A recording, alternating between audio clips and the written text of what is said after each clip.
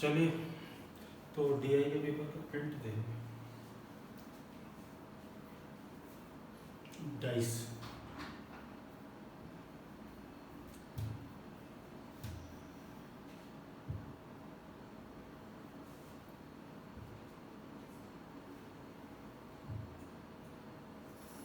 Paper लगा लिया dice का।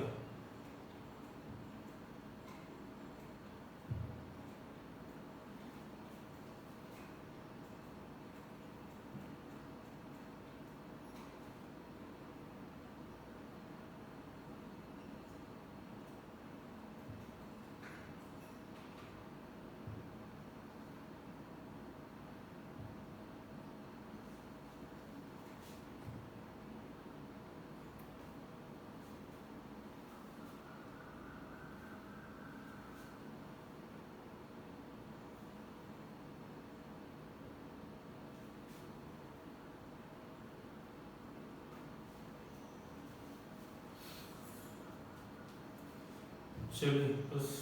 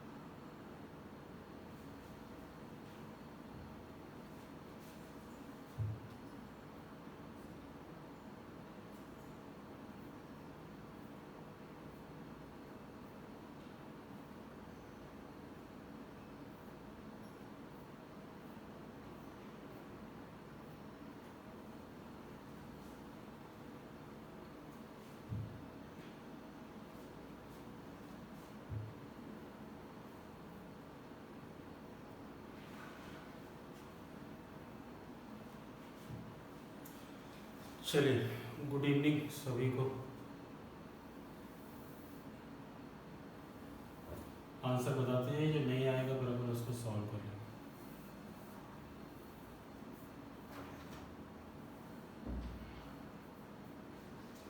फर्स्ट बताइए कितना आ रहा है।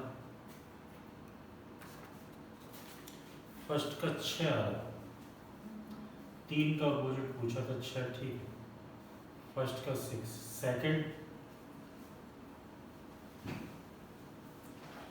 सेकंड में 6 का अपोजिट पूछा है, तो 6 के साथ में मुझे 1 नहीं दिख रहा, 1 आएगा ना, 1 ही आ रहा।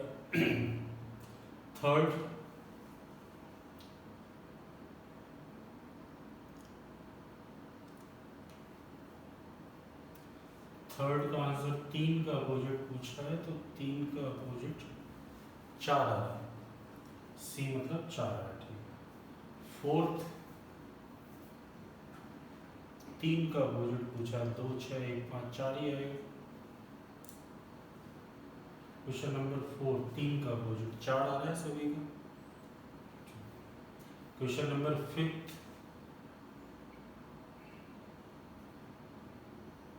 3 का अपोजिट क्या होगा?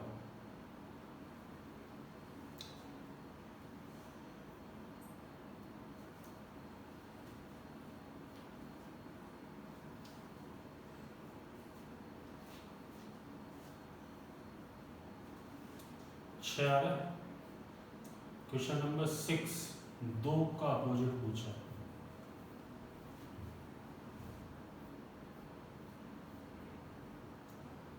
2 का अपोजिट 5 आएगा। 7 5 का अपोजिट पूछा है, 2 आएगा। 8 4 का अपोजिट 1 आएगा। 9 4 का अपोजिट पूछा है, इसमें भी 6 आएगा। 9 का 6 आ रहा है। 10 नीचे की सतह में क्या आएगा? 5 5 5 आएगा। ऊपर 4 4 4 है, नीचे 5 5 5 आएगा, क्योंकि 4 का अपोजिट 5 ही है। 11 5 का अपोजिट पूछा है, 2 आना चाहिए।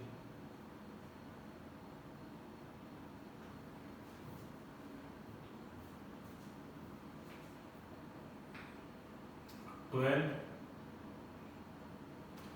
2 का अपोजिट 3 6 5 आएगा, 2 का 5 आ रहा है।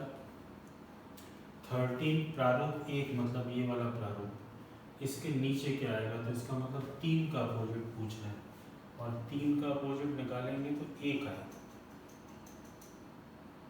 1 आएगा। इसमें 3 का अपोजिट निकालोगे, स्टैंडर्ड नहीं है, नॉन स्टैंडर्ड है। 3 के साथ में 2 भी है, 6 भी है, 5 भी है, 4 भी है, तो 3 का अपोजिट 1 आएगा, तो इस प्रारूप के नीचे 1 होगा, 4 नहीं आएगा, 1 आएगा। 13 प्रारूप 1, सॉरी इसकी बात कर रहे थे ना, इसका तो 5 आ गया था, इसका कितना आएगा, 1 आएगा। 14 में 6 का अपोजिट पूछा है, तो 6 का अपोजिट 4 आना चाहिए। 14 नंबर क्वेश्चन का आंसर 4 है। 15, 2 का अपोजिट 5 ही आएगा, ठीक है। 6 के सामने वाले फलक पे 6 3 5 4 आएगा, 16 का आंसर 4 आएगा। और 17 में फिर वही है, तीसरे वाले पहले वाले प्रारूप में नीचे क्या है, आंसर 1 आएगा। प्रियंका तिवारी 4 नहीं आएगा, 1 आएगा, क्योंकि 3 का अपोजिट पूछा, 3 का अपोजिट निकलेगा तो 3 में से मिला, ठीक है। 18, 2 का अपोजिट पूछा है, 3 4 5 आना चाहिए, 2 का अपोजिट देखो 5 ही आ रहा है। 18 आ रहा है सभी का 5। 19, 19 नंबर क्वेश्चन, 19 में पूछा क्या था इन्होंने, यही पढ़ना पड़ेगा तो 4 का अपोजिट पूछा, 4 का अपोजिट तो फिर 6 आ रहा है।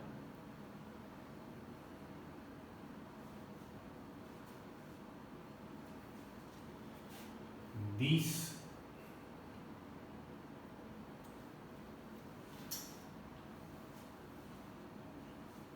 20 का ए आ रहा है, 20 का फर्स्ट आ रहा है, ए आ रहा है। 22, F3 का अपोजिट F6 आएगा, F3 का निकल आएगा। F3 के साथ में 1 है, 2 है, 4 है, 5, 6 नहीं है तो 6 आएगा। और यदि ABCD डब्बे के ये कोने हैं, ये लिखे हुए हैं यहाँ पे, देखिए यहाँ पे C नहीं लिखा है, अपन चाहे तो यहाँ पे C लिख सकते हैं। तो AB किनारे का दूसरा निकटवर्ती फलक क्या होगा, AB किनारे का एक तो ये है और एक पीछे होगा, F5 का अपोजिट, F2 आंसर आएगा।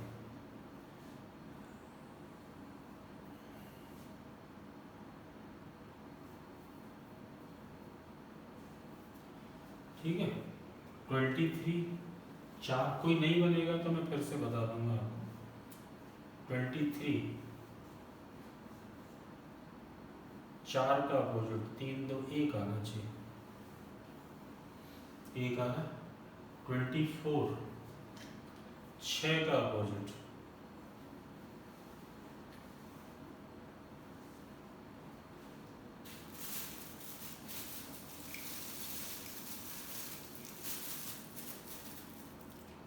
छः का अपोजिट 3 2 1 ही आ रहा है।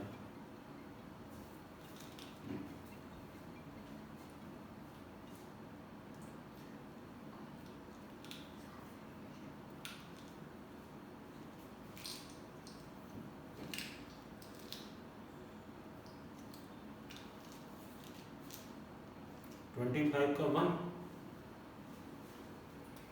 ठीक है।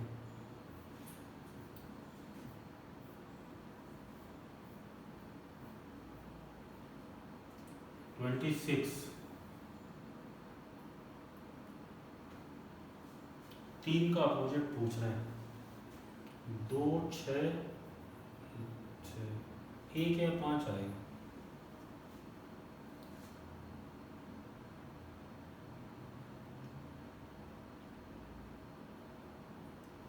श्रेया 3 कैसे आ सकता है, 3 का अपोजिट 3 कैसे आ सकता है, 3 का तो उन्होंने पूछा ही है, कि 3 का अपोजिट क्या होगा?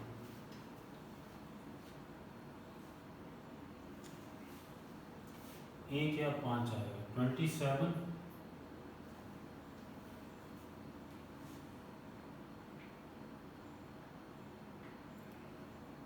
इसमें भी 3 का अपोजिट पूछा है।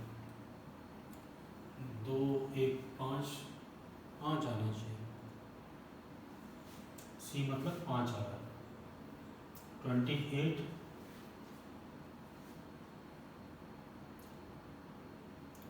4 का अपोजिट पूछ रहे हैं।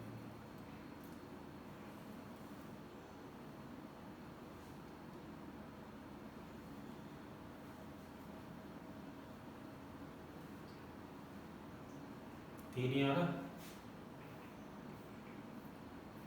29 1 का अपोजिट पूछ रहे हैं। 1 का 3 आएगा। 30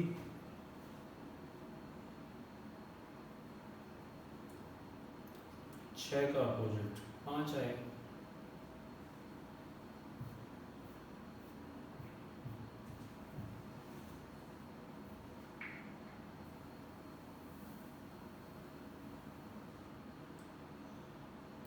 $31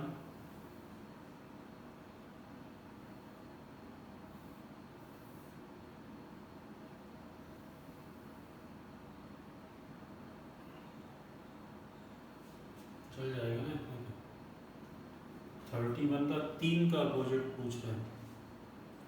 3 का 1 आ रहा है, ठीक है। 32 1 का अपोजिट क्या होगा? 2 5 2 1 6 6 आना चाहिए। 6 आ रहे। स्वाति राजपूत, अरुण ठाकुर ने 33 2 का अपोजिट पूछ रहे हैं। 1 5 3 2 का भी 5 ही आएगा। 34 अंकित बिंदुओं का योग 7 होना चाहिए। विपरीत यानी बगल में 7 नहीं होना चाहिए। इसमें 5 और 2 हो रहा है, इसमें 3 4 हो रहा है, ये वाला आएगा थर्ड वाला। इसमें भी 2 और 5 हो रहा है। यही है जिसमें 7 पास वालों का 7 नहीं होगा। कुल मिला के स्टैंडर्ड डाइस छांटना है। इसमें मुझे पहला दिख रहा है, फर्स्ट है, वही सेम स्टैंडर्ड। कौन सा? ये स्टैंडर्ड नहीं है। 3 4 2 5 1 6, ठीक है। तो ये 35 क्वेश्चंस थे। अब बताइए, विशेष रूप से चाली राजा यादव सभी सही है तो ठीक है। चाली राजा यादव क्या आपके भी सभी सही हैं?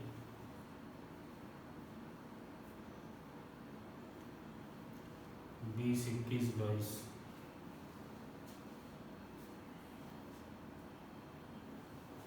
पहले 20 21 22 बता दो, फिर बाकी बाद में बताता हूँ।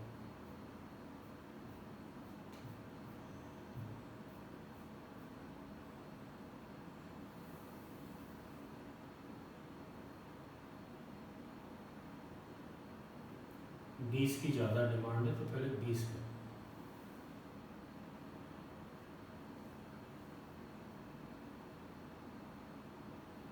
देखिए, सबसे पहले तो आप इस बात को समझिएगा कि 1 2 3 की जगह पे F1 F2 F3 लिख दिया, तो इससे कोई बहुत फर्क हमको पड़ता नहीं है। उससे कोई भी फर्क नहीं पड़ता। हमें तो 1 2 3 ही देखना है। तो हम यहाँ पर देखें तो ये स्टैंडर्ड डाइस तो नहीं है, क्योंकि 3 और 4 साथ में है। तो हम यहाँ पे पहले तो ये देखें कि चूंकि इसमें 3 क्वेश्चन दिए हैं, 20 21 22, तो ये हमारा फर्ज बनता है कि यहाँ पर तीनों के हम अपोजिट निकालें। तो हम अगर इन दोनों में देखेंगे तो F3 कॉमन है, और F3 के साथ में F1 भी आ रहा है, F2 भी आ रहा है, F4 भी आ रहा है, F5 भी आ रहा है। इसका मतलब F3 का अपोजिट F6। ये क्वेश्चन नंबर 21 भी यही पूछा है, F3 का अपोजिट क्या है, तो ये हम आसानी से आंसर। इन दोनों को अगर हम देखें सेकंड और थर्ड को, तो इसमें F5 कॉमन है और F3, F4, F3, F4, F1 और F6 है, मतलब 2 बचता है। तो इसका मतलब F2 का अपोजिट F5। बाकी दो को देखने की जरूरत नहीं है क्योंकि बाकी दो जो बचे हैं वो अपोजिट ही होंगे, या पहले और तीसरे से देख भी सकते हैं। ये पहले में और तीसरे में F1 कॉमन है तो F2, F3, F5, F6 मतलब F1 का जो अपोजिट है वो F4। ठीक है, पहले तो आप ये समझ लीजिए। अब 20 नंबर क्वेश्चन में ये पूछा है कि ऑप्शन से छांट के आपको ये बताना है कि इसमें से ये जो फेस दिए हैं या नंबर दिए हैं कौन से पास पास में आ सकते हैं। आसन मतलब एडजेसेंट, दो ही टाइप के होते हैं, एक अपोजिट फेस और एक आसन। तो इसमें से 3-3 का पेयर दिया है, क्या ये आसन फलक है या एडजेसेंट फेस है। तो अपन इनको कैसे चेक करेंगे, ऑप्शन से चेक करेंगे ना है। और अपन सबसे पहले फोर्थ ऑप्शन से चेक करेंगे कि F1, F5, F1 और F4 क्या तीनों पास पास हो सकते हैं। तो हम यहाँ पे देख रहे हैं कि F1 और F4 तो पास पास नहीं हो सकते क्योंकि F1 और F4 तो अपोजिट है, हमने निकाला है अभी अभी, तो ये हमारा गलत हो जाएगा। हमें केवल ये बताना है छांट के कि क्या ये पास पास में तीनों नंबर हो सकते हैं। तो ये नहीं हो सकते। क्यों नहीं हो सकते, क्योंकि इसमें F1 और F4। फिर हम ऑप्शन सी को देखें, क्या ये तीनों फेस हमें पास पास दिख सकते हैं। तो ये भी नहीं दिख सकते क्योंकि F2 और F5 तो अपोजिट है और चूंकि ये अपोजिट है तो ये पास पास में नहीं हो सकते। कुल मिला के हमें ऐसा ग्रुप छांटना है जिसमें अपोजिट फेस ना हो। इसको देखें, क्या ये पास पास हो सकते हैं, तो ये भी नहीं हो सकते क्योंकि इसमें F2 और F5। एडजेसेंट का मतलब बगल वाला। तो फिर हमारे पास में ऑब्वियस है पहले ही ऑप्शन बचता है जो कि हमारा आंसर होगा। और इसमें चेक भी कर लो, इसमें से कोई भी किसी का अपोजिट नहीं है। F1 का अपोजिट F4 है तो वो भी नहीं है, F5 का F2 भी नहीं है, F3 का F6 भी। इसलिए हम इसका आंसर देंगे फर्स्ट। क्लियर है। अब यादव जी जो आप सेकंड 21 नंबर क्वेश्चन पूछ रहे थे उसका तो आंसर है ही F3 का अपोजिट तो F6 आएगा। अब बाकी बचता है 22 नंबर क्वेश्चन। 22 नंबर क्वेश्चन में यहाँ पे जो टाइप प्रिंट नहीं होगा, यहाँ पे मैं C लिख देता हूँ छोटा सा। अब देखिए ये लास्ट वाले थर्ड वाले डायग्राम में उन्होंने यहाँ पे ABCD नंबर लिखा, 3 किनारे हैं।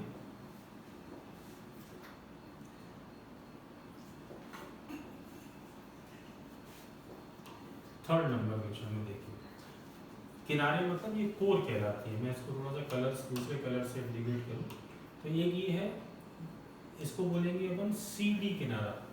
कौन सा किनारा, CD किनारा। किनारा होता है ना, जैसे कोई भी डाइस होता है तो उसमें कोई भुजाएं नहीं बोलते, इनको किनारे बोलते हैं। ये कोर कहलाते हैं। 3D पढ़ेंगे ना तो ये कोर कहलाते हैं, ये सारे कोर कहलाते हैं। दूसरा कोर से मुझे ये याद आ गया कि आप लोगों को वैसे चॉइस करने को मैं दे दूं तो आप लोग चॉइस कर नहीं पाते क्योंकि आपकी उतनी या तो समझ नहीं है या आप एक दूसरे के अपोजिट बोलने लगते हैं। आप लोगों के पास चॉइस है कि इसके बाद मैं आपको डायरेक्शन पढ़ाऊंगा, डायरेक्शन के बाद सेटिंग अरेंजमेंट पढ़ाऊंगा और उसके बाद अपन ज्योमेट्री, मेंसुरेशन, टिक्नोमेट्री और कोऑर्डिनेट ज्योमेट्री पहले पढ़ सकते हैं, फिर परसेंटेज पे आ सकते हैं, या पहले परसेंटेज पढ़ें या ज्योमेट्री पढ़ें, या आप लोग 2-3 दिन में डिसाइड कर लें। ठीक है, हालांकि आप लोग डिसाइड कर नहीं पाते हो क्योंकि आप अपना अच्छा बुरा इतने अच्छे से समझते नहीं हो। आप अपना कंफर्ट देखते हो, अच्छा बुरा नहीं देखते, कंफर्ट देखते। तो देखिए CD जो किनारा है इसके निकटवर्ती फलक कौन कौन से, ये दोनों इस लाइन के निकटवर्ती कौन कौन से, F6 और F5। फिर हम बात करें इस वाली लाइन की, ये है BC किनारा। इसके निकटवर्ती मतलब पास वाले कौन से, F1 और F6।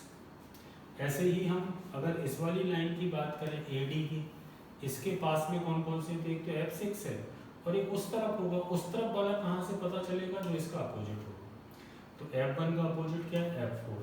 तो AD के निकटवर्ती फलक पूछेंगे तो एक F6 और एक पीछे वाला, पीछे इस तरफ वाला लेफ्ट हैंड साइड। तो लेफ्ट हैंड साइड वाला हो जाएगा F4।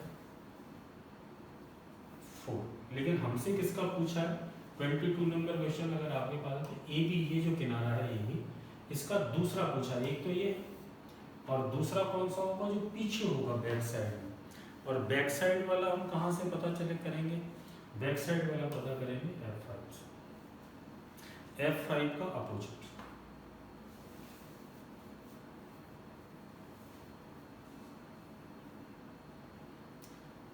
आगे समझ में तो ये 23 नंबर क्वेश्चन का आंसर हो जाएगा F। ठीक है। अच्छा, अब ये तो तीन आपने जो पूछे थे 20, 21, 22, बहुत सारे बच्चों को नहीं करना थे। अब इनके अलावा बताइए कौन सा क्वेश्चन और कह रहे हैं? एक एक करके बताना। बहुत सारे टाइप कर दोगे तो मैं कैसे बता पाऊंगा? एक बार में एक ही बता पाऊंगा, 11। अभी बाकी लोग भी पूछ लेना, लेकिन पहले मैं 11 बता दूं फिर आगे 11 नंबर क्वेश्चन में 5 का अपोजिट पूछा है। पहले तो अपन ये देखें कि क्या ये डाइस स्टैंडर्ड है। तो हम ये पाते हैं कि ये डाइस स्टैंडर्ड है। ठीक है, यहाँ पे कोई भी किसी का अपोजिट यूज नहीं हुआ है, तो फिर 5 का अपोजिट 2 होगा। बात ही खत्म हो जाती है। कपिल उपाध्याय जी रूल लगाइएगा। अगर आप लोग रूल लगाएंगे तो कोई दिक्कत आएगी। दोनों डाइस स्टैंडर्ड है और स्टैंडर्ड है, तो फिर 5 का 2 ही होता है। हमें और किसी नियम की जरूरत नहीं। और किसी नियम को हम तब लगाएंगे जब हमें जरूरत हो। ठीक है। 26 नंबर क्वेश्चन।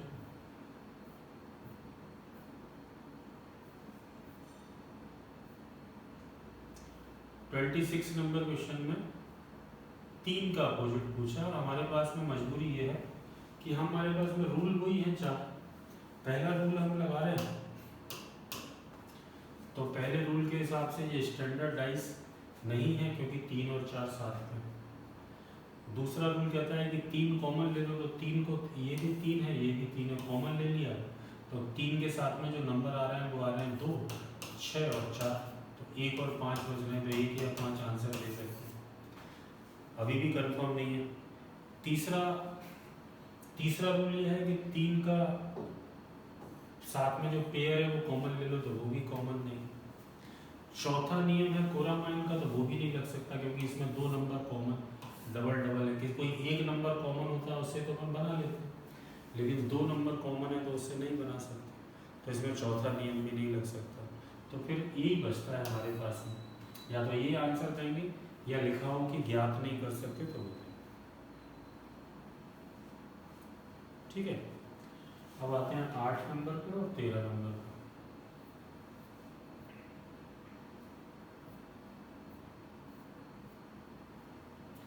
8 नंबर क्वेश्चन में 4 का अपोजिट पूछा है। 4 नहीं दिख रहा, कोई बात नहीं, जो दिख रहा है उसका निकाल दो तो 4 का अपने आप आ जाएगा, क्योंकि वैसे भी ऑब्वियस है, जिस क्योंकि जो नहीं दिख रहा वो किसी का अपोजिट होगा।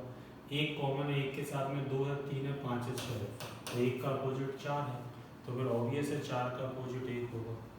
इसमें मिसमैच की तो कोई बात ही नहीं। जब 1 का 4 है तो 4 का 1 होगा।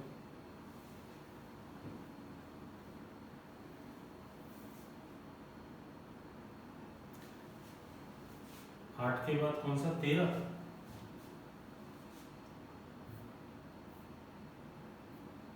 13 में 2 बार तो बता दिया मैंने। प्रारूप 1 मतलब इसके नीचे पूछा, ये है प्रारूप 1।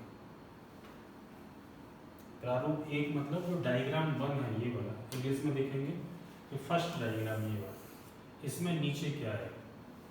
तो इन सबसे अपन 3 का अपोजिट निकाल रहे हैं। 3 के साथ में 2 भी है, 6 भी है, 5 भी है और 4 भी है, 1 बचता है 3 का अपोजिट।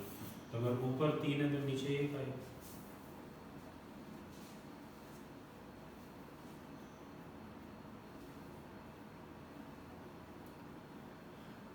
ठीक है,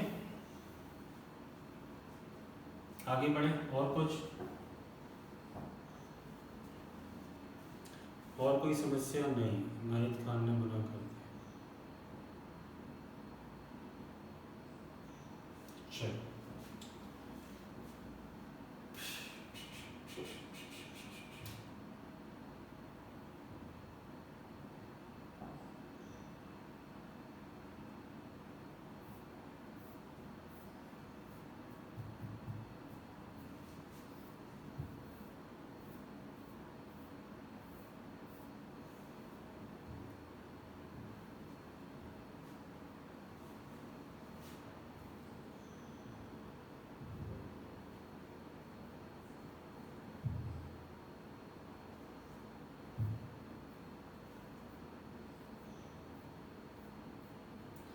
इसके अलावा डाइस में और क्या क्वेश्चंस बन जाते हैं, तो डाइस में जनरली वो ज़रूरी नहीं है कि हमेशा आपको नंबर लिख के दें। ऐसा भी हो सकता है कि वो आपको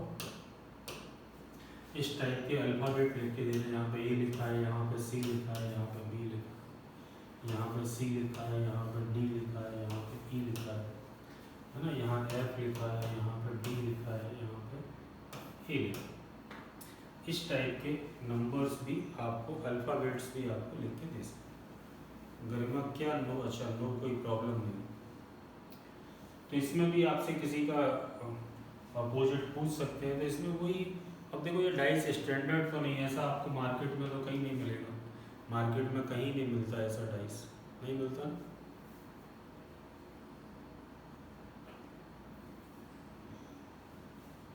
तो इसका मतलब स्टैंडर्ड तो है नहीं, तो इसमें कॉमन देख लो।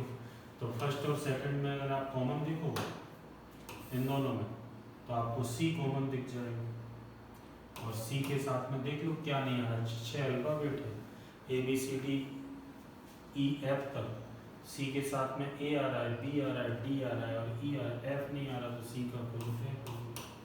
इन दोनों में देख लो क्या कॉमन है, तो इन दोनों में डी कॉमन है, डी के साथ में सी आ रहा है, ई आ रहा है, ए आ रहा है, एफ आ रहा है, क्या नहीं आ रहा, बी नहीं आ रहा, तो बी का अपोजिट है डी होगा। बाकी जो बचा वो भी देख लो, नहीं तो पहले और थर्ड से वो भी देख लो। अगर कभी पूछ लें तो इसमें भी वही कॉमन वाला रूल लगेगा, कॉमन वाले रूल से आपके आंसर आ जाएंगे। कभी इसमें कलर पर लिख देते हैं कुछ, कभी ए बी सी डी लिख देते हैं, कभी एक्स वाई जेड लिख देते हैं, है ना। इस टाइप के तमाम सारे क्वेश्चंस बनाने की कोशिश करते हैं। इसके अलावा एक क्वेश्चन और बना देते हैं, कभी कभी डाइस को खोल देते हैं इस टाइप से, जैसे अपने कार्टून होते हैं ना, कार्टून जो डब्बे के शेप जो भी होता है उसको अपन ऐसे खोल देते हैं, ये पूरा ओपन कर दिया डब्बे को, डाइस के सारी परत खोल दी, चार नहीं खुलेंगी, दो अगल बगल की खुलेंगी। कोई सा भी डब्बा आप खोलोगे तो वैसे ही खुलेगा हमेशा। तो इसमें मान लीजिए उन्होंने कुछ लिख के दे दिया, 1 2 3 4 लिख के दे दिए, 1 3 2 5 4 6, इसमें से किसी का अपोजिट पूछ लेंगे कौन सा किसका होगा, तो उसमें पास वाले तो होंगे नहीं, ये वाला फेस और ये वाला फेस तो पास के हैं, हमेशा अल्टरनेट वाले ही अपोजिट होगा, पास वाला कैसे अपोजिट हो जाए। किसी भी डब्बे को खोलोगे तो दो पास वाले आमने सामने वाले अल्टरनेट पे खुलेंगे हमेशा, और साइड वाले भी खुलेंगे हमेशा। ये 4 और 6 एक दूसरे के अपोजिट होंगे, 1 और 2 होंगे, 3 और 5। ठीक है, बस इस कॉन्सेप्ट को ध्यान रखना।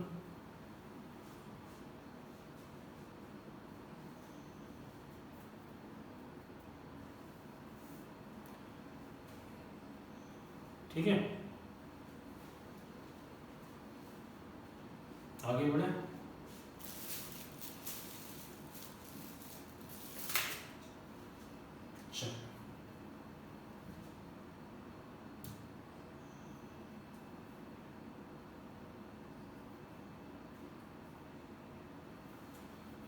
अब आते हैं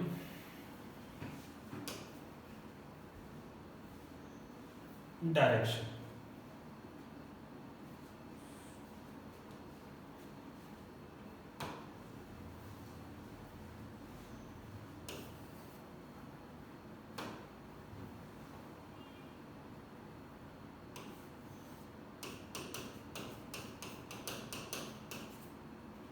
दिशा संबंधी प्रश्न।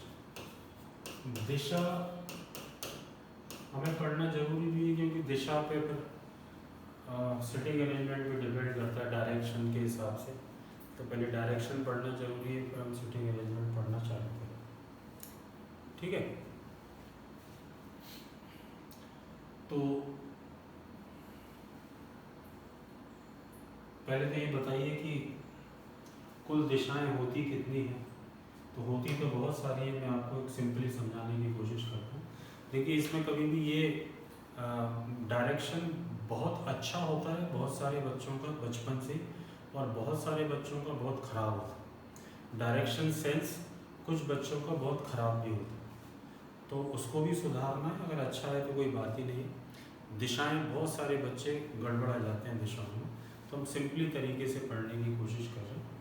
देखिए, आप रश्मि किस दिशा की ओर मुंह करके बैठे हो इससे हमें कोई फर्क नहीं पड़ता, लेकिन हमें ऑन पेपर पता होना चाहिए कि जब क्लासरूम में बैठे हैं तो हम किसी भी चीज़ को कैसे सर्वाइव करें।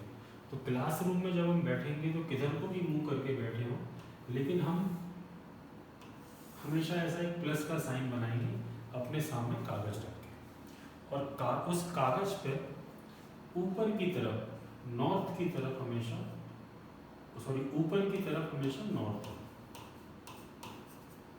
हमेशा प्लस का साइन आप जब भी बनाएंगे तो हमेशा ऊपर की तरफ उत्तर नॉर्थ। आप लोगों ने थोड़ा बहुत जीएस भी पढ़ते हैं, आप लोग मैप देखते हैं ना किसी भी चीज़ का, तो मैप जो होता है उसमें हमेशा नॉर्थ, ऊपर वाली चीज़ें नॉर्थ में मानी जाती है, नीचे वाली चीज़ें हमेशा साउथ में मानी जाती है।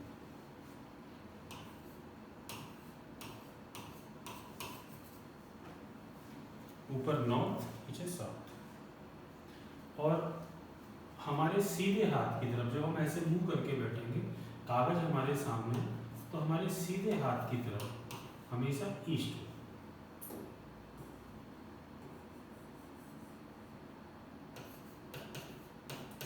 और हमारे लेफ्ट हैंड साइड की तरफ हमेशा वेस्ट।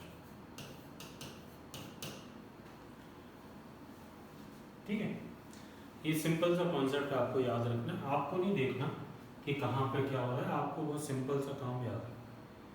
ठीक है, तो ये 4 दिशाएं हैं, और थोड़ा सा अगर आपको ज्योमेट्री का ज्ञान हो तो इन चारों दिशाओं में 90-90-90-90 डिग्री का कोण होता है। ये प्रथम चतुर्थांश कहलाता है, द्वितीय, ये तृतीय, ये चतुर्थ, first quadrant, second quadrant, third quadrant, fourth. है ना, थोड़ा बहुत अगर आपको ज्योमेट्री का ज्ञान है तो ये प्रथम, द्वितीय, तृतीय और चतुर्थांश कहलाता है। ठीक है, अच्छा, ये तो 4 दिशाएं हो गई, 4 इनकी सब डायरेक्शन भी होते हैं जो इनके बीच में से होते हैं। ये नॉर्थ है और ये ईस्ट है, तो इसके बिल्कुल बीच में होगी नॉर्थ ईस्ट, नॉर्थ और ईस्ट के बीच में नॉर्थ ईस्ट है। ठीक है, ये नॉर्थ है और वेस्ट है, तो नॉर्थ और वेस्ट के बीच में जो होगी वो नॉर्थ वेस्ट है। ये वेस्ट है और साउथ है, तो इसके बीच में साउथ वेस्ट है। और ये साउथ और ईस्ट के बीच में, तो ये साउथ ईस्ट। ये 8 दिशाओं पे जनरली हमारे क्वेश्चंस बनते हैं। 8 ही दिशाओं का यूज होता है इन 8 दिशाओं में, और इन 8 दिशाओं में अब 45 डिग्री का एंगल होता है। ये भी हमें याद रखना होगा क्योंकि इसकी जरूरत पड़ेगी। 4 में तो था 90-90 का, है ना, पूरा एंगल 360 का होता है। 360 को हमने 8 भागों में बांटा, तो प्रत्येक जो दिशा है 45-45 का एक दूसरे से कोण बनाते हैं। ठीक है, पहली तो बेसिक चीज ये है जो आपको पता होनी चाहिए डायरेक्शन पढ़ने के पहले। दूसरा,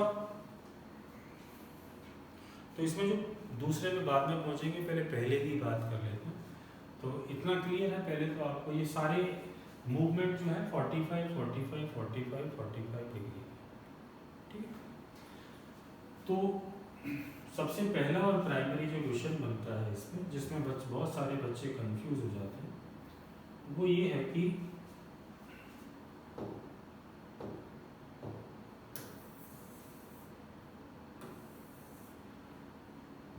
क्वेश्चन ऐसा देते हैं कि वन पर्सन, एक व्यक्ति,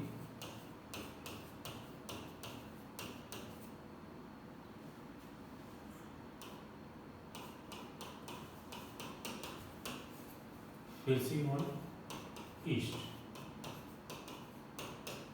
मतलब एक व्यक्ति पूर्व दिशा की ओर, ईस्ट की ओर मुंह करके खड़ा। अब अगर सेंस अच्छे नहीं होते हमारे तो हम तो अपने कमरे में ढूंढने लगते हैं कि किधर को ईस्ट है।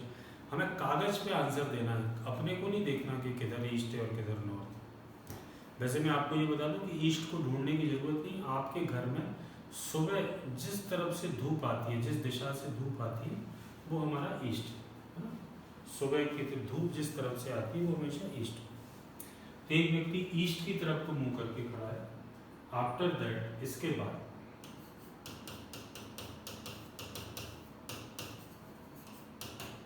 वो पहले नंबर 1 90 डिग्री क्लॉकवाइज मूव करता है घड़ी की दिशा में 90 डिग्री मूव, फिर 135 डिग्री एंटी क्लॉकवाइज मूव करता है।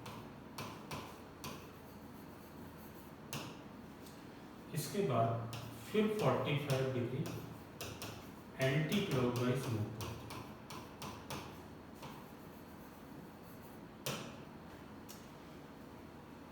तो और भी बढ़ा सकते हैं इसको। तो एट द एंड लास्ट में उसका फेस किस डायरेक्शन में, ये हमसे पूछते हैं कि अंत में उसका फेस किस डायरेक्शन की हो।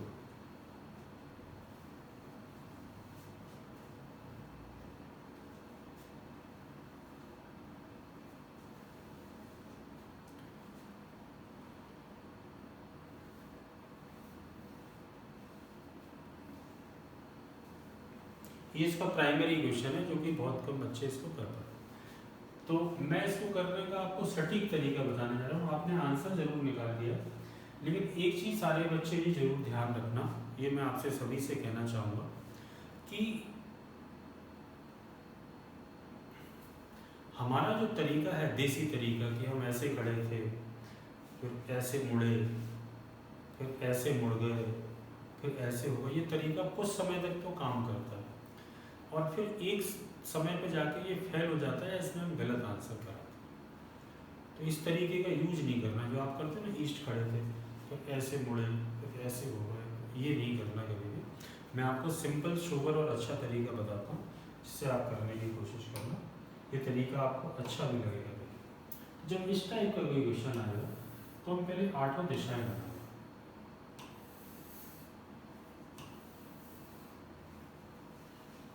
ठीक है।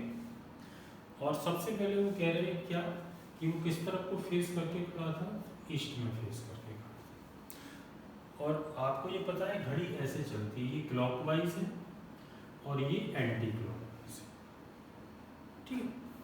और ये सारी लाइनें 45-45 डिग्री की, मैंने आपको अभी पढ़ा, ठीक है। सारी लाइनें 45-45। तो सबसे पहले वो 90 डिग्री क्लॉकवाइज, क्लॉकवाइज मतलब घड़ी की दिशा में, 90 डिग्री मतलब 2 लाइन आगे बढ़ा, एक लाइन 45 की, 2 लाइन आगे। तो सबसे पहले तो वो यहाँ है, ठीक है, 90 डिग्री क्लॉकवाइज। फिर 135 मैंने 45-45 की 3 लाइन उल्टा गया, 1 2 3, सेकंड नंबर तो वो यहाँ, ये हमारा सेकंड टाइम, ये हमारा थर्ड टाइम, सेकंड नंबर पे वो यहाँ, ठीक है।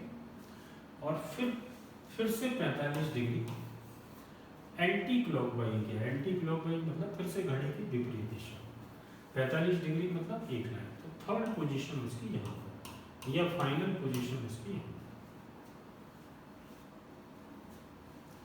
ये आसान तरीका है इसको करने का, इसमें कभी भी आप कंफ्यूज नहीं हो।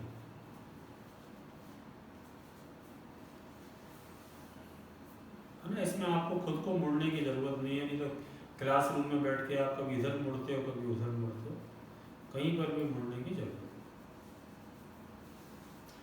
अच्छा, तो अब एक और आप करिएगा, फिर मैं आपको और इम्प्रूव, जितना आप सीखते जाएंगे मैं आपको उससे थोड़ा सा आगे और बढ़ाता जाऊँगा।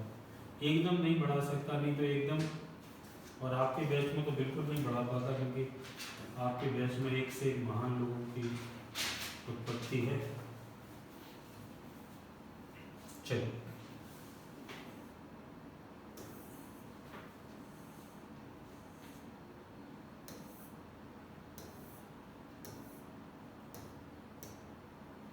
अब मान लीजिए वो कह रहा है कि कोई व्यक्ति साउथ की ओर फेस करके खड़ा, कहाँ पर फेस करके खड़ा है, साउथ की। एक और बता रहा हूँ, मैं तो कह ही रहा हूँ सभ्य कि आपके बैच में एक से एक महान लोगों की उत्पत्ति है, मैं खुद ही मान चुका हूँ, बता रहा हूँ, एक बता के छोड़ूंगा नहीं, एक और बता रहा हूँ, है ना, एक और बताऊंगा।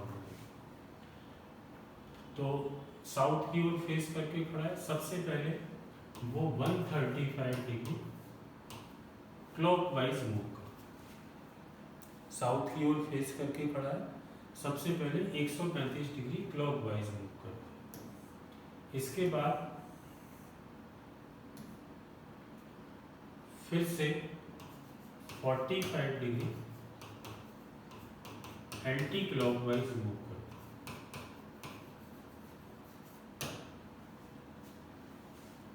ठीक है, फिर 45 डिग्री क्लॉकवाइज मूव करते हैं। फिर 135 डिग्री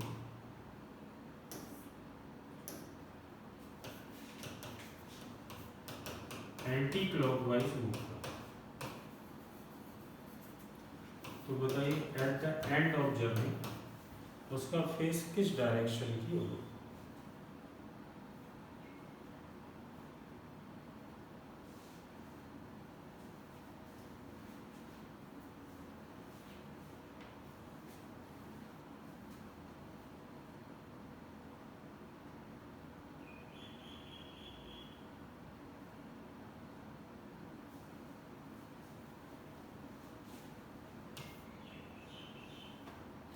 कहाँ पर फेस करके खड़ा था? तो आप कहेंगे कि फेस करके खड़ा था तो साउथ। यहाँ पे ये उसकी फर्स्ट पोजीशन। पहली पोजीशन में 130 डिग्री यानी 3 डंडियाँ, 3 लाइनें उल्टी, 1 2 3, ये उसकी फर्स्ट पोजीशन। फिर 45 डिग्री, सॉरी मैंने गलत पढ़ गया, मैंने गलत पढ़ लिया इसको। 135 डिग्री क्लॉकवाइज घड़ी की दिशा में, यहाँ से घड़ी की तरफ चलेंगे 1 2 3, ये है उसकी फर्स्ट पोजीशन। फिर 45 डिग्री एंटी क्लॉक, घड़ी से विपरीत यानी एक लाइन घड़ी के विपरीत, मतलब सेकंड पोजीशन है उसकी यहाँ। ठीक है, फिर 45 डिग्री क्लॉकवाइज यानी यहाँ से वापस फिर से यहाँ आ गया, तो थर्ड पोजीशन है उसकी यहाँ। ठीक है, फिर 135 डिग्री एंटी क्लॉकवाइज मतलब वापस यहाँ से 3 लाइनें 1 2 3, तो यहाँ पे वापस आ गया चौथे, और यहीं से चलना चालू किया था उसने। तो लास्ट में उसका डायरेक्शन किस दिशा में होगा? साउथ डायरेक्शन में। ठीक है, क्लियर है? सुबह साउथ आपको समझ में आ गया। अब इसमें थोड़ा सा इम्प्रूव भी ये कर सकते हैं हम रश्मि, कि हम इसको जब धीरे धीरे सीख जाते हैं तो हम यहाँ पर ये भी कर सकते थे थोड़ा सा, यहाँ पर हम ये थोड़ा सा बुद्धिमानी पूर्ण अगर अपन रवैया अपना है तो यहाँ पे देखें कि यार वो क्लॉकवाइज कितना चल रहा है। तो आप देखेंगे क्लॉकवाइज 135 चला और 45 चला, मतलब 180 डिग्री वो क्लॉकवाइज चल रहा है।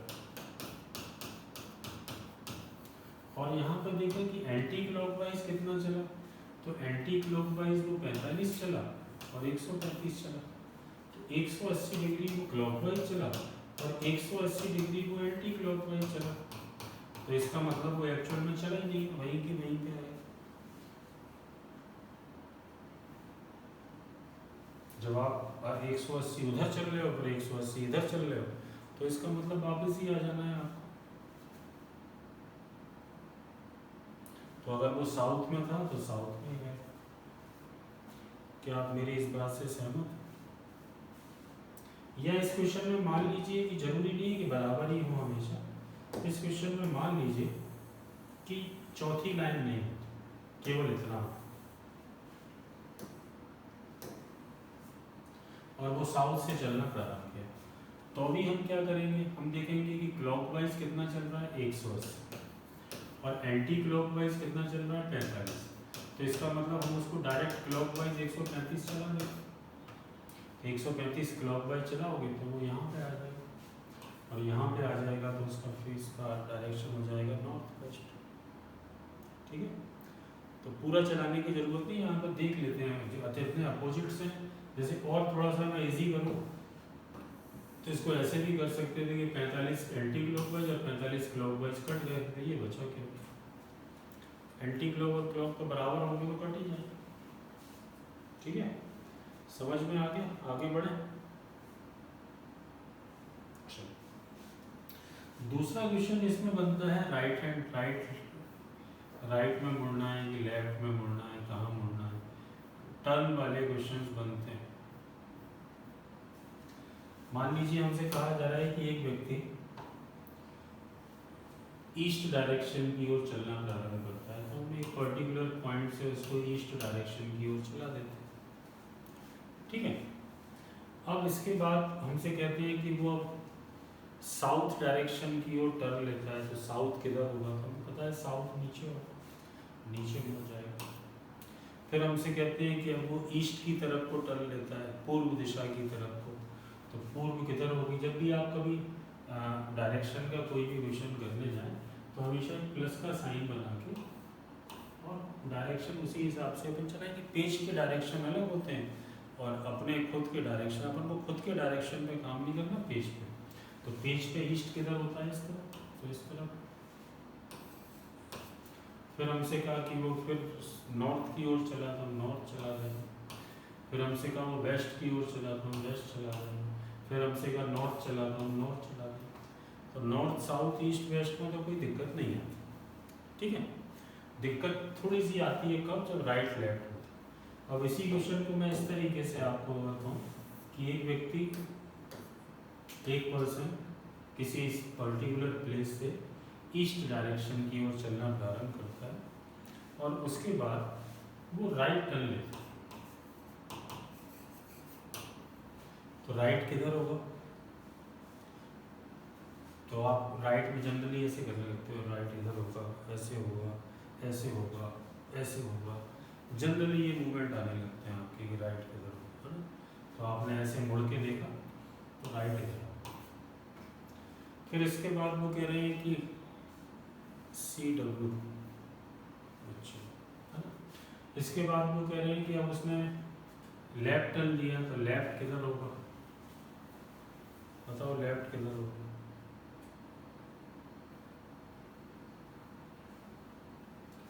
लेफ्ट ऑब्वियस है, इधर ही होगा। सोनम कह रही है ईस्ट की तरफ को होगा, पंकज कह रहे हैं वेस्ट की तरफ को होगा।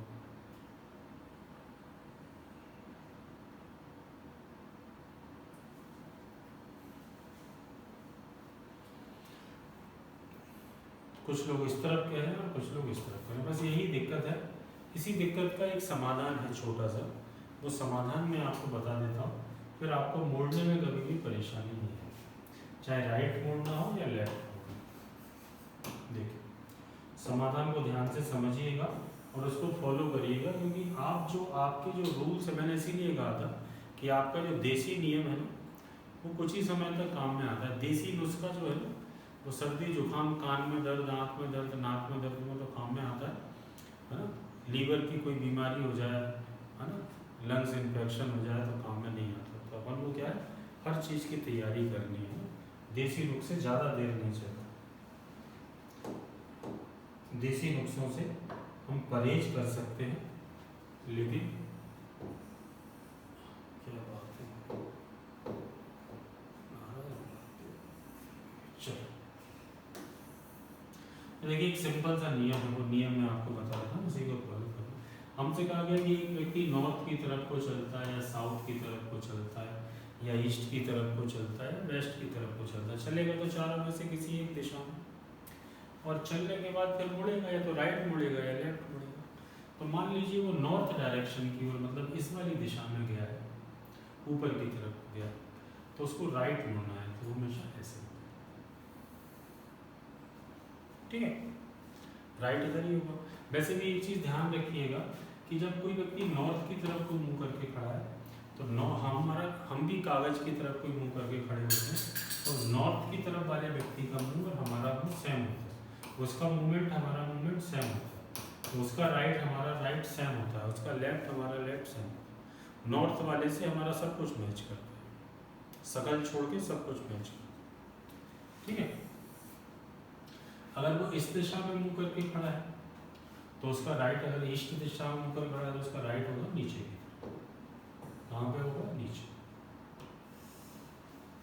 अगर वो साउथ की ओर फेस करके खड़ा है तो उसका राइट होगा इस तरफ, इस तरफ, इस तरफ।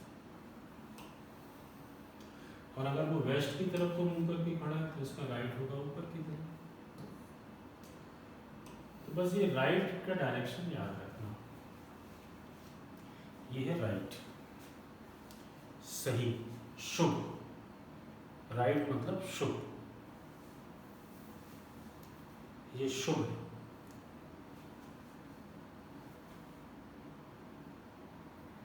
पहचानते हैं इस साइन को?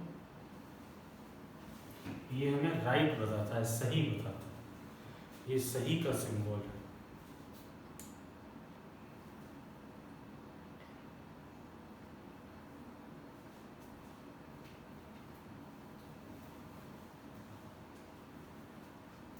स्वास्तिक का साइन है, समझ गए सभी लोग? बस इसको ध्यान रखना, जब भी हमें राइट जाना होगा तो हमेशा ये साइन हम हमारे घरों में बना रहता है, अक्सर आपने देखा है ना, ये इसी चीज़ को बताता है, क्लॉकवाइज। ये क्लॉकवाइज, जब भी हमको कभी भी राइट जाना होगा तो हमेशा हम कहाँ मुड़ते हैं? क्लॉकवाइज। बस इतना सा ध्यान रखना, घड़ी की दिशा पता होना चाहिए, राइट में हमेशा क्लॉकवाइज मुड़े।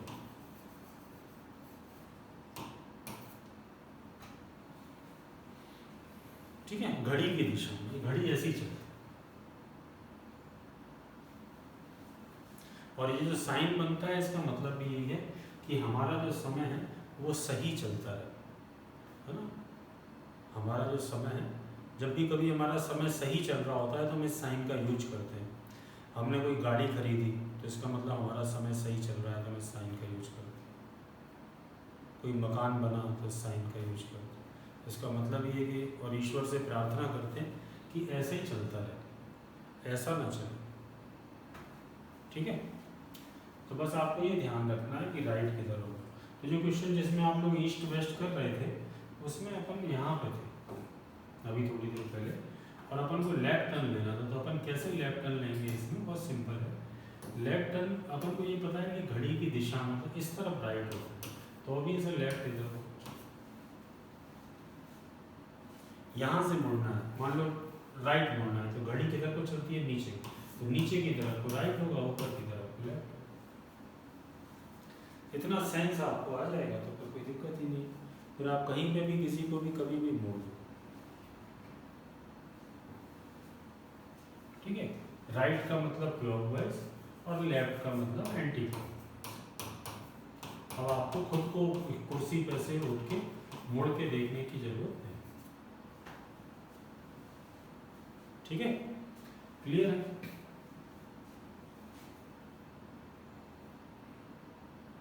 अब आप कहोगे कैसी बात कर रहे हो सर, क्लियर है सब कुछ, हमें तो वैसे ही, आप जो कह रहे हो वही क्लियर है, हमें तो वैसे ही कुछ समझ में नहीं आता।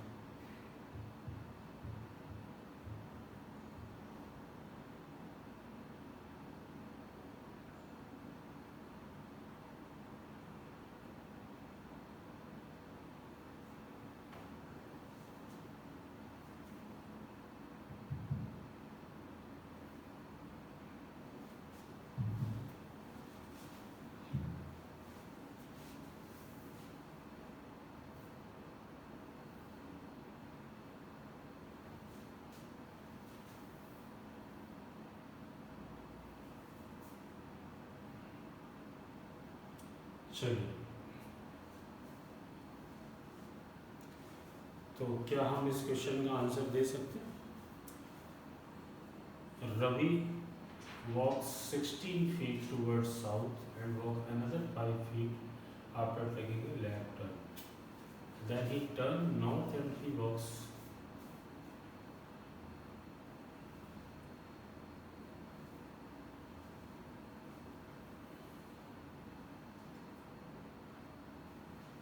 पढ़िए और बनाते जाइए ना। इजी है, डायरेक्शन में कुछ बहुत ज़्यादा दांव पेच नहीं है, सरल है, सरलता से कर सकते हैं।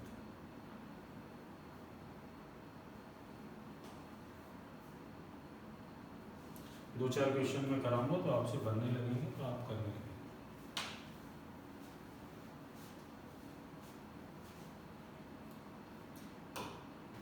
पूरे क्वेश्चन को नहीं पढ़ा जाता डायरेक्शन में, एक लाइन पढ़ो और उसको बना लो, और छोटी छोटी लाइनें बनाना, क्योंकि ये पहली जो लाइन आप बनाते हो बाकी लाइनें उसी के कंपैरिजन में बनती हैं। रवि दक्षिण की ओर 16 फीट चलता है, तो हमने रवि को साउथ की ओर 16 फीट चला लिया। ये है रवि, ये है 16 फीट। ठीक है, तो अब जो बाकी लाइनें बनाएंगे वो 16 के कंपैरिजन में बनाएंगे, बस ये ध्यान रखें। इसके बाद बाएं मुड़ता है। अब आप बताइए बायां किधर होगा, लेफ्ट किधर होगा। घड़ी इधर को चलती है, इधर तो राइट होगा, इधर लेफ्ट होगा। कितना चलता है? 5 फीट। 5 की लाइन केवल इतनी है।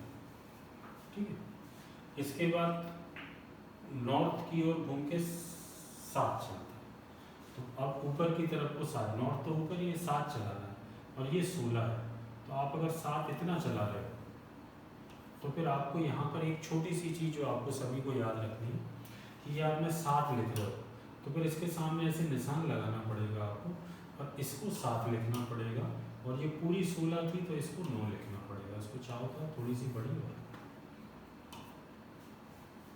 क्योंकि 16 थी ना पूरी। अगर नीचे वाली को आप 7 मानो, 7 के सामने तो 7 ही होगी, और बाकी जो बचेगी वो फिर 9 होगी। ये सबसे ज़्यादा टेक्निकल चीज़ है।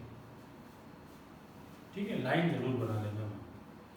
अब इसके बाद वो अपनी दाईं ओर घूमकर, राइट किधर होगा? देखिए घड़ी की सुई ऊपर की तरफ है, 12 बज रहे हैं, राइट इधर होगा। तो कितना चलता है? 12। 12 की लाइन थोड़ी सी बड़ी हो गई, थोड़ी सी छोटी कर सकते हैं। ये चल रही है 12। ठीक है, फिर अंत में फिर से लेफ्ट टर्न लेता है। लेफ्ट किधर होगा? ये घड़ी की सुई है 3 पे होती है, नीचे की तरफ को चलती है, नीचे क्लॉकवाइज, ऊपर एंटी क्लॉकवाइज। कितना चलाना है? 9। अब 9 कितना चलाओगे? तो देखो 9 लिखा है सामने, तो 9 इसके सामने ला सकते हो। ये आपको थोड़ी सी सहायता कर, तो अपन को ये दूरी बतानी है। और ये दूरी कैसे बता सकते हैं अपन? ये इतनी तो 5 के सामने, इतनी तो 5 है, और इतनी ये 12 के सामने 12 है। तो टोटल दूरी कितनी होगी? 70। आंसर क्या देंगे हम? 70। अच्छा ये और बता दीजिए यहाँ पर जल्दी से कि अगर उन्होंने डायरेक्शन पूछा होता तो क्या बताते? अब डायरेक्शन में भी 2 चीज़ पूछते हैं, उसको क्लियर समझ लीजिए। कि सबसे पहले तो ये पूछते हैं डायरेक्शन में कि बताइए लास्ट में, बहुत ध्यान से सुनना सभी लोग, आंसर दे दिया छोड़ दिया। लास्ट में वो किस डायरेक्शन की ओर मुंह करके जा रहा था? अंत में उसका मुंह किस दिशा में था? तो अपन आंसर देंगे 9। ठीक है, at the end of journey उसका जो फेस था वो किधर था?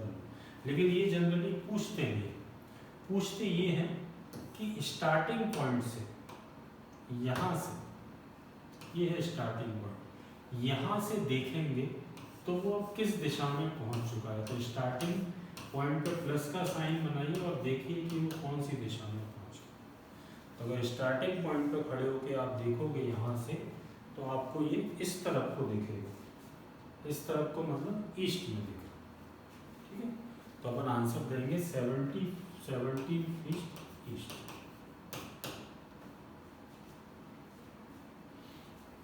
क्लियर है? समझ में आ गया इतना? एक क्वेश्चन और कर रहे हैं।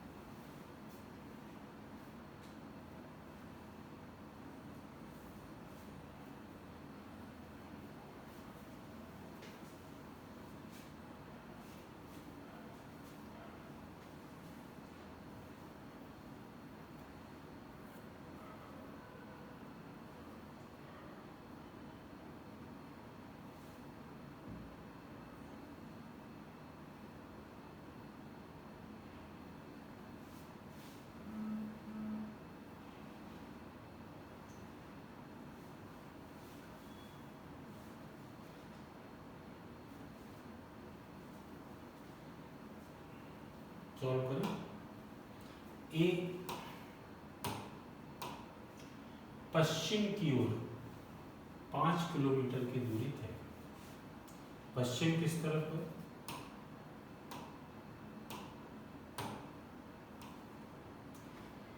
इस तरफ 5 किलोमीटर। लाइन ज़्यादा लंबी मत बना लेना पहली, नहीं तो फिर आपको दूसरी लाइनों के कंपैरिजन में बनाने में दिक्कत हो। यहाँ से चला है ये, फिर लेफ्ट टर्न लेके 3 चलता है। लेफ्ट किधर होगा? घड़ी तो चलती है ऊपर की तरफ, तो लेफ्ट होगा नीचे की तरफ। तो 3 की लाइन अपन 5 की लाइन से थोड़ी सी छोटी बनाने की कोशिश करें। 3 किलोमीटर लेफ्ट। इसके बाद फिर राइट। अब राइट किधर होगा? घड़ी में यहाँ पे 6 बजते हैं, तो घड़ी तो इधर को चलती है, तो इस तरफ राइट होगा, इस तरफ लेफ्ट होगा। तो कितना चलाना है? राइट की तरफ को 9 चलाना है, तो ये 9 चला। 9 की लाइन लगभग 5 की दुगनी होगी या 3 की तीगुनी होगी। ठीक। अब इसके बाद वो उत्तर की ओर 3 चलता है, तो 3 के सामने वाली लाइन आप इतनी नहीं ले सकते। 3 ये 3 है, तो 3 की लाइन आपको 3 के सामने वाली ही लेनी पड़ेगी, ये मजबूरी है। तो आप इतनी ही ले सकते हैं। ये है बी, बी मतलब एंड। तो ये दूरी बतानी है अपन को पूरी, यहाँ से लेके यहाँ। तो ये है 5 और ये 9 के सामने में 9 और 5 14। जाते जाते ये और बता दीजिए कि प्रारंभिक स्थान से दिशा कौन सी है। ये है प्रारंभिक स्थान, इस पर प्लस का साइन बनाइए और देखिए दिशा कौन सी है। तो आंसर देंगे 14 किलोमीटर वेस्ट। ठीक है, तो इसको कल जितने भी क्वेश्चंस इसमें बनते हैं उनको कल खत्म करने की कोशिश करें। 14 feet towards waste. Thank you.